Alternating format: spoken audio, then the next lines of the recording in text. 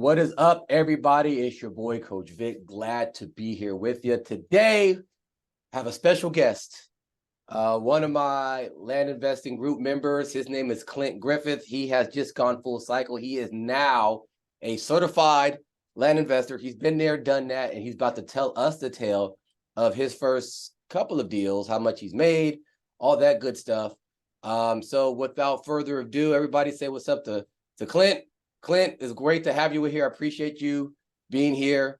For everybody that you guys don't know, I'm a tall individual, but I think I found my match. Clint, how tall are you? I'm 6'6". I think we're probably close to the same. Yeah, see, I'm 6'7", but I think I'm shrinking a little bit, so we might be the same exact height. I haven't met anybody, and you look a little bit more broader in the shoulders than I am. I'm tall and skinny, so no, that's good. That's good. Welcome, my tall brother.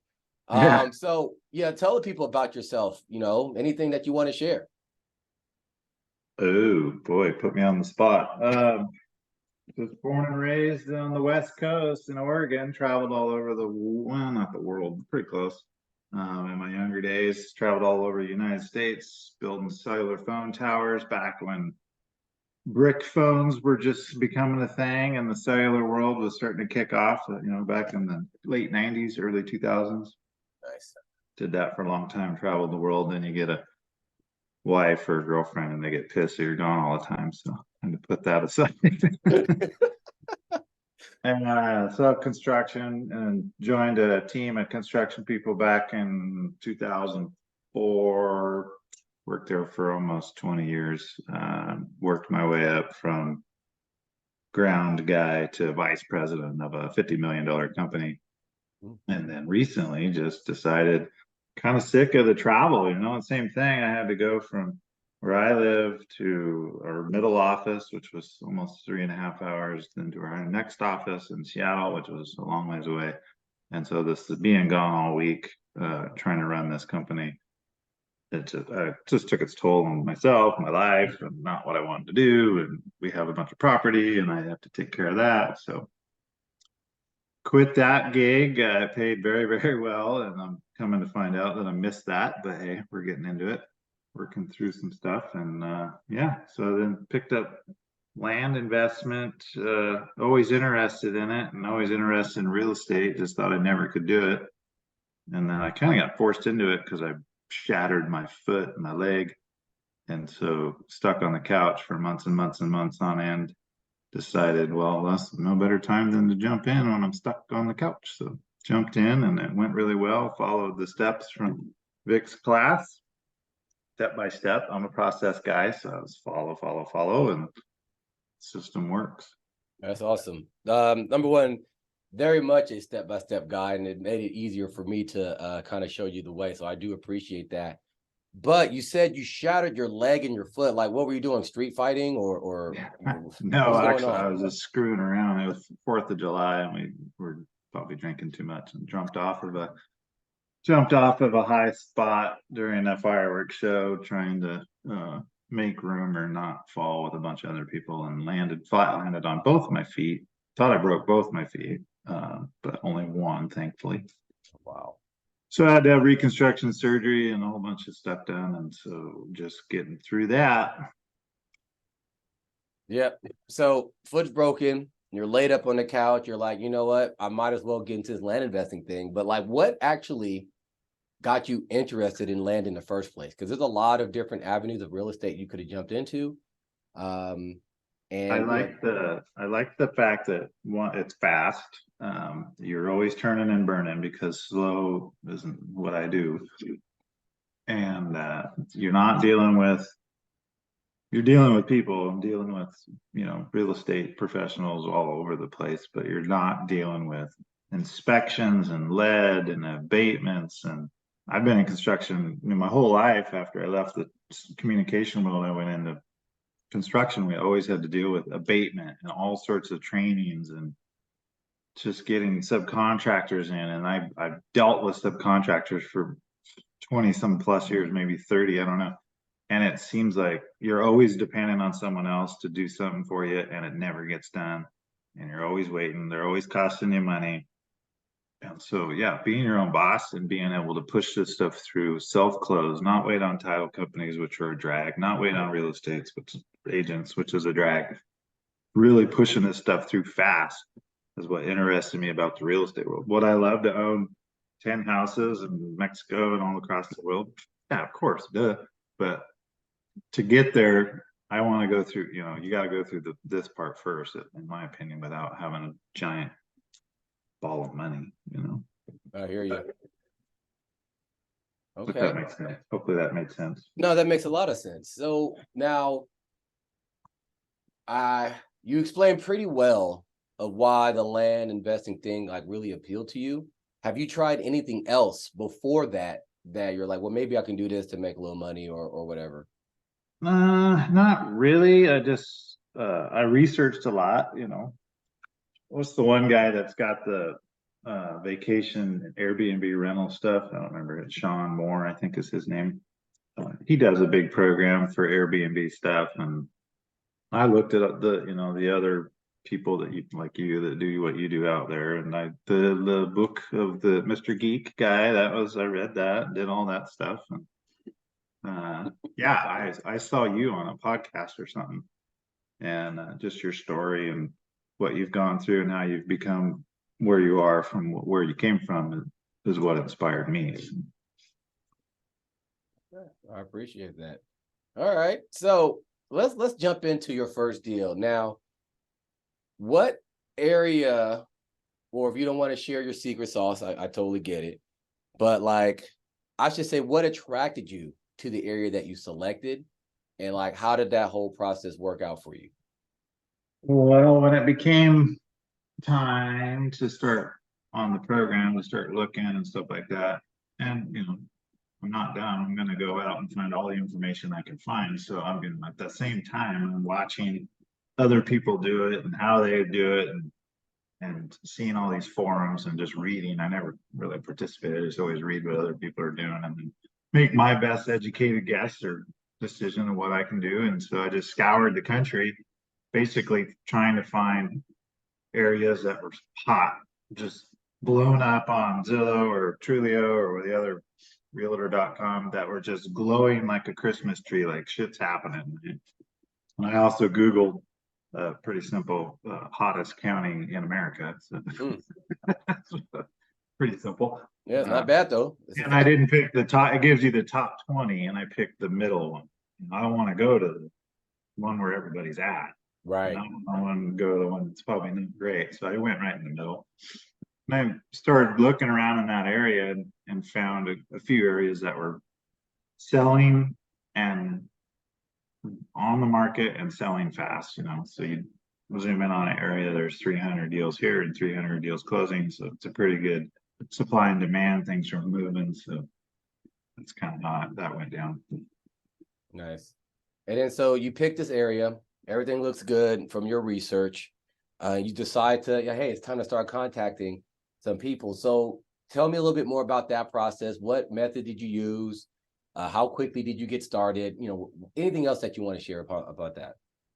Yeah, I just basically made a list, and you hear all these people say, oh, you got to make 5 offers a day, or you got to send at least 100 postcards a day, or you have to contact this many people a day and keep it going, and holy shit. So I kind of just went with the shotgun approach where I could just blast 5,000 people or whatever. I think the first list was only like 1,500.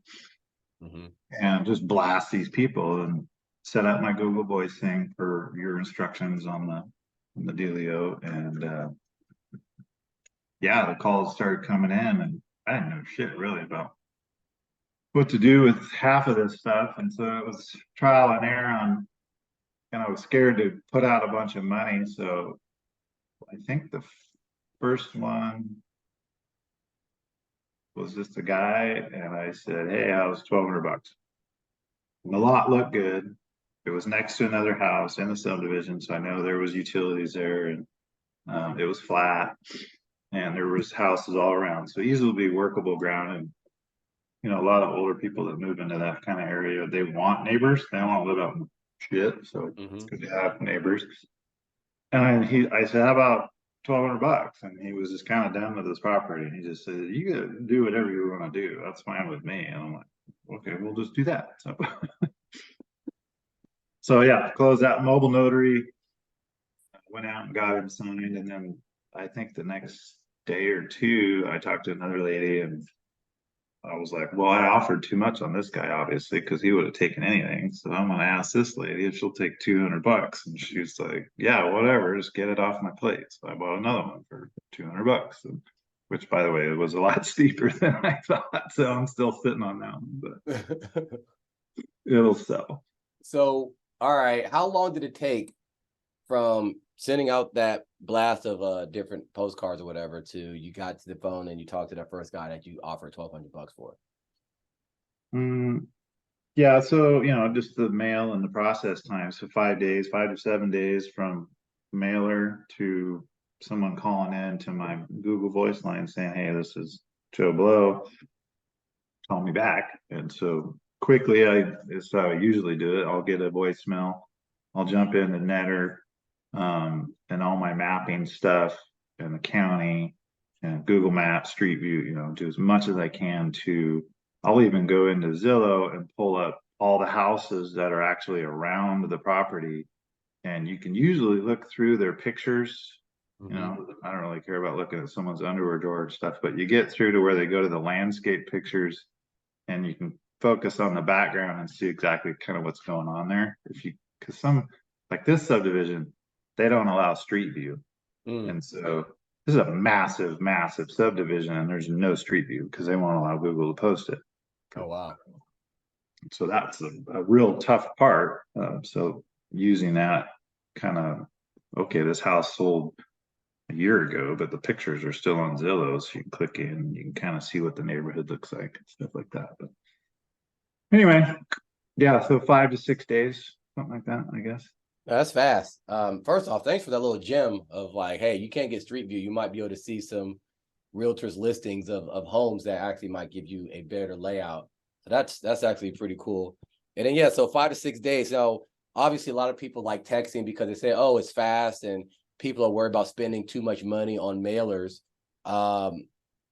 When people say that, like, what is your like gut response to that with your experience? Well, if you don't have your name and your position out there, you're not going to get anything. So if you want to be faster, I haven't done it yet because I just haven't needed to, but you could do the text blast. You're going to get a lot faster response and you're going to get a lot more people hitting the stop button probably or telling you to quit bugging them. But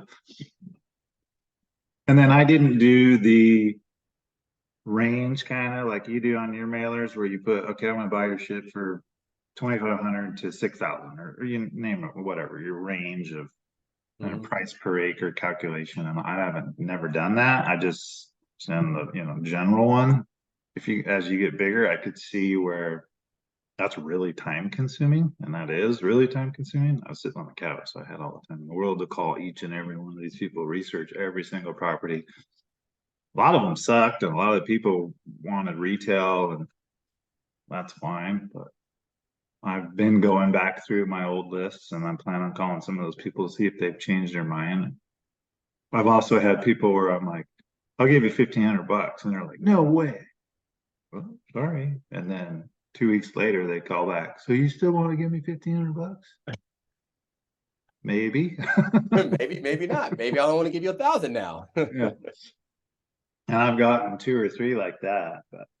And that first one that I bought, I mean, Vic, that it turned out to be a disaster because of a title issue, not my title issue, a title company, an underwriter in Chicago, was worried about out-of-state sellers and the whole thing about scams. And it really put a sour taste in my mouth for a while because of that. And I just got that first one sold again yesterday.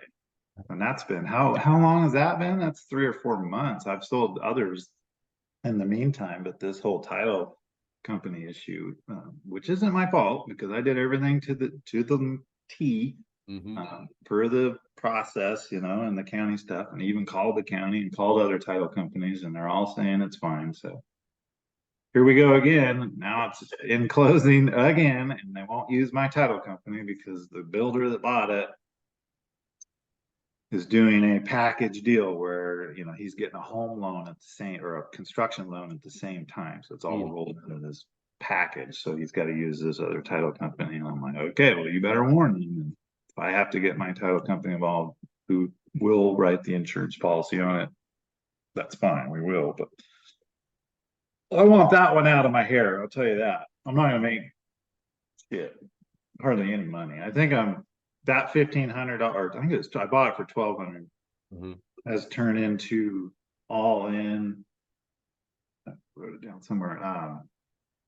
$4,400 in like I purchased it for 12, and now I'm into it $4,400 just trying to prove that it was done correctly.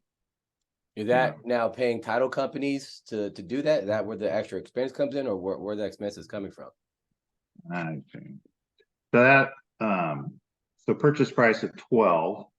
I had 2 notaries, mobile notaries. One, I was a postal issue, so I had to send another notary out. So that's 85. And then the second one was 140. And then there's a POA transfer fee, because that was the first lot I bought in that subdivision, and it's more. It's more than if I already owned one. Like if you already own property and you buy a second piece, it's $125. But for your first one, it's $450. Oh wow, that's crazy. Right. So there's that. Then I had the listing fee on Unreal Real Estate or whatever. That's $100. Postage for all the bullshit with the notaries was $80. And then recording fees, because I had to record twice, came up to $350, the county. And then POA back fees, which I did not pay because I found out that I don't have to. I'm not liable for those. Nice. And then the title search was $175, and now I have this real estate agent that got the builder to buy it, and she's a flat fee of $1,500. So I'm into it $4,166. And what are you selling this one property for? It'll sell for $6. For $6. Okay, so it was better before all these other little things nickel and dimed you. Yeah, that was the thing. Okay, I bought it for 12, and then I had a full price offer next day at 6. I'm like, well, that's exactly how this is supposed to work. And here we are. So, and that's how it worked on some of my other ones, but not this one. So I've learned a lot on this one. Yeah, no, you definitely did. So it turns out that this particular property just happened to have a bunch of weirdness to it. Also dealing with the HOA, and then getting the outside help of the real estate person and all that, and then all the it's basically like a perfect storm of just BS. And at the end of the day, you're still making money off of it.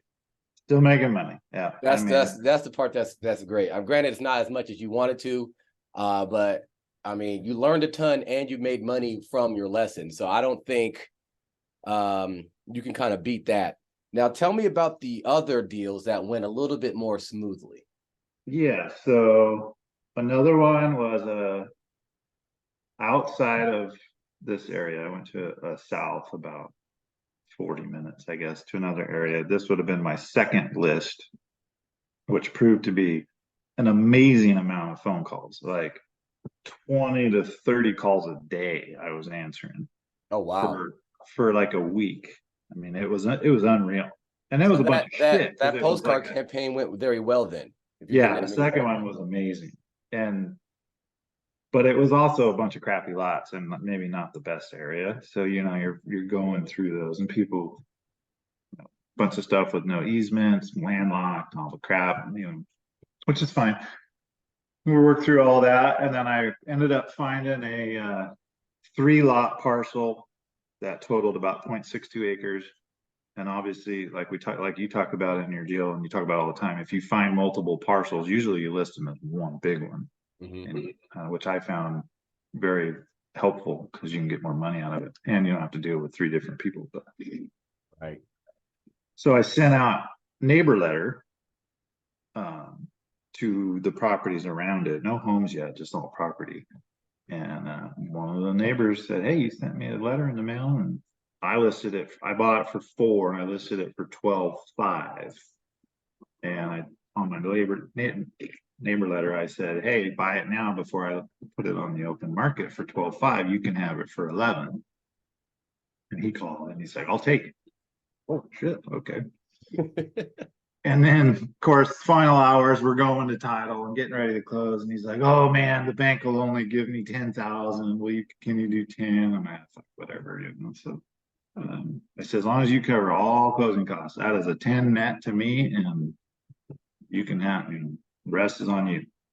And he's like, oh, okay, I can do that. So that one was fine. And then the title company just said they were understaffed. This wasn't my title company, it was his. And he went through a bank, so yeah, they had to use theirs, blah blah blah blah. And so, but you know, it was nice that the deed that I did myself, with your help through your program and all that, was done 100% correctly. Everything was recorded perfect, and there was no hang-ups. You know, not like the last one, but so that one went. And then the only reason it took so long was the title company said they were understaffed. So I think that was a 45 to 50-day close on that one or something. Just ridiculous. And it was nobody's fault. Yeah, that's pretty long, but whatever. You end up getting paid from it. Yeah. And then that other one, I moved north in the state way up and found another hotspot, another Google trick. I said, what's the hottest county in the state? And I'm, oh, okay, that's the one. So let's go there. Yeah. And I launched a list of 1,500, I think, in that area. Or no, that was a list of 4,000, and then I did it in 1,000 increments. So 1,000 mailers at a time on separate occasions. And the first 1,000 that went out came back pretty good. I think I got 10 or 11 people on that one. Nice. And I was lowballing most. I could probably still get some of those lots, which actually I think I'm working on one of those this morning, but I was still looking at around the $1,000 to $2,000 range just to see what I could do. And one lady's like, give me $2,000. I'm like, no, I'm gonna stick to $1,500. She's like, oh, okay, sorry. So she left, called me back the next day. How about 1,500? I said, yeah, that's fine. So so I was working her paperwork up, and then I was looking on Zillow about what had sold in that area, and I had found a lot just like mine down the road, not a block, that sold for 18,000. What? Why would that sell for 18? Why wouldn't mine? Why? What makes that so cool or whatever, that lot? So I called the agent that sold it, and he's like, "Oh, that was for my friend. We just found the most super flattest lot we could ever find out here because he wanted to build a big house, and we offered over what we should have just so he could get that super flat giant lot." And I'm like, oh, that makes sense. I said, well, hey, I got this one down the road, and I showed it to him. He's like, oh, lucky for you, my dad's a builder. He goes, let me call him. Yeah, he'll take it. I'm like, oh, geez. So I hadn't even closed with or recorded with the county yet, and I'd already sold it. And that's the dream right there. That's it. That's how you do it right there. Yeah. So, you know, I bought it for 15. I sold it for 8,500 net. They covered everything. So that's quick turn. And I didn't have to list it. I didn't have to do anything. So that's great. I'm happy about those. But. That's fantastic. So the one thing I'm hearing is that, number one, taking action quickly pays off, right? So, hey, jumping into it, actually sending out the letters. When people call you, call them back quickly. When it's time to do a deal, you do the deal quickly. All that, right? When people give you an acceptable offer, you take it quickly, you get things done. And because money loves speed, you've been rewarded for that. The next thing that I kind of understand from your story is that you can't be afraid to actually talk to people, call people, ask questions, actually go out there and quote unquote, get your hands dirty with stuff so you can see how things can work. If it worked for this person, it could work for me. And because you're able to do that, you found information about, okay, well, why did that lot sell for so much money? Well, because they really wanted it, but my lot is valuable too, and they paid me for it. Or how did this person get to sell their land so quickly? Oh, well, they work with this realtor and they have all the answers to everything. So maybe I should work with this realtor. So even though you may not have made top dollar because you have to kind of, you know, pay their fee or whatever it is, you're still making good money and you don't have to wait as long, right? Because you're just basically taking action. No, that's fantastic. And I think a lot of people, and I hope that's what they take from this, is that the more you stand on the sidelines, or the more you're kind of hemming and hawing and, well, should I or shouldn't I? People like Clint are going out there and taking your deals, right? It happens all the time. And he's just proved that to you. Now, by your estimates from your first few sales, how much revenue did you bring in? And then you can break it down to profit too, if you'd like. Oh, so for gross, 25,000, I guess, right in there. Nice. Net, and a net of almost 18. Yeah. So basically you put in roughly 16, 17, or 16, 17, 6 or 7,000, and you made about 20,000. Yeah, So. yeah, net, So yeah. that's pretty much almost 3x. That you're in that 3x range, which I normally promise. And how long did it take you? I mean, granted, that first sale was very quick, but it didn't happen. So it was almost that was record breaker, and then yeah, I'm still screwing with it. yeah. But how long have you been? How long have you Yeah, been so working with them? I call it, my mailers went out, and my first phone call was August 2nd. Okay, Here we are, 12/5. So August 2nd, first phone call. So September, October, November. So roughly 3 months. yeah, that's, things were, like I said, things were happening earlier than that. It's just taken, it took Yeah. over a month. It took well over a month for title on those other two. And then, so dealing with other people, again, this goes back to the story about subcontractors and all that shit. If you can self-close, self-close. Ah, these title companies are killing me. Yeah, no, I don't like dealing with them either. So you're I still guess that within would be that the biggest. range of about 90 days. I always say between 30 and 90 days of, having your first deal happen. They got accepted well within that window, but because how long it took for actually you to get paid, it got pushed outside that window. But at the end of the day, you still made you turned about 6 or 7,000 into like $20,000. I think I would take, about, we'll say 4 months. I'll take that. Yeah. And that's, and I hope it continues. That's what I need it to do. Otherwise, I'm gonna have to go get a job. But Well, it will. Everything always sells. It's just, how quickly does it sell and all that. But I do think you found a nice area, a proven formula, and all that. So, before we wrap up, why don't you let the people know, what's it like working with me, the group, your experience so far, even though you have to deal with a lot of BS. Give us your perspective on how things go, like, because I take this information as feedback so I can help make things even better. yeah, my biggest complaint isn't you, it's the timing, just trying to get things rolling.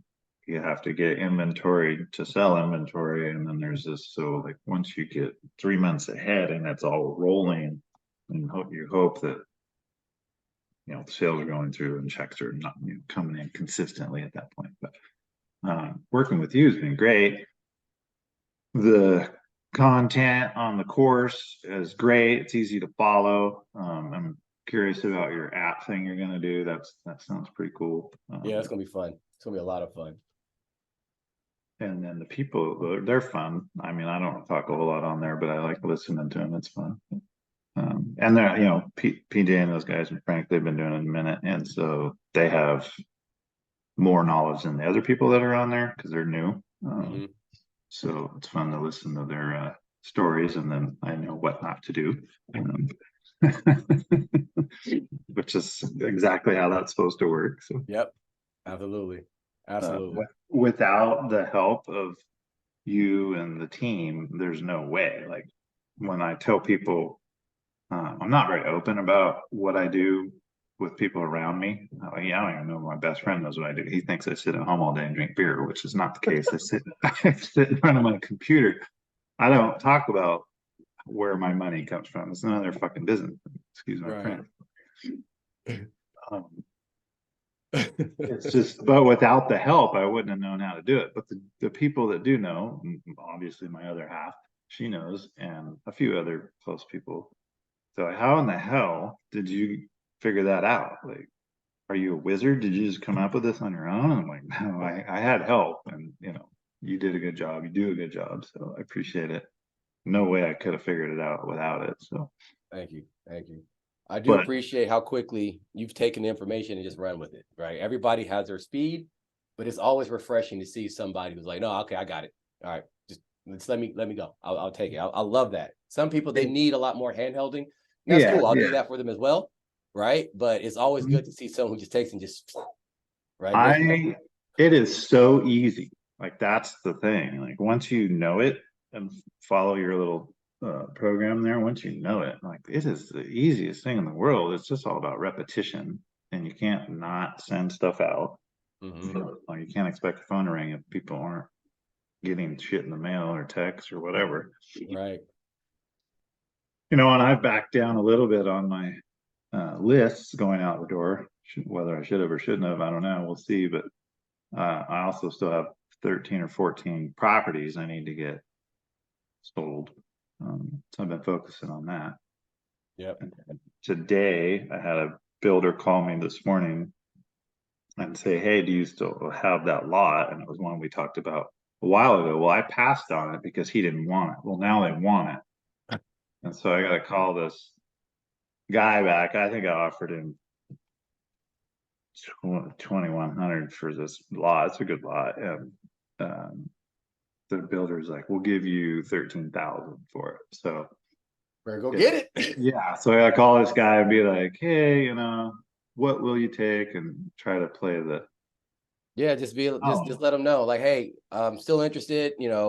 We couldn't come to an agreement, or maybe you said I couldn't do it before, but I could do it now. Is that 2,100 still good? Or yeah, and I'll go up obviously to try to close it. Plus, I want to help this builder out because they're the ones that are buying all the things from me anyway. So if I still make $4,000, I'm fine. I don't care. It's as long as being profitable and everybody's a win. absolutely.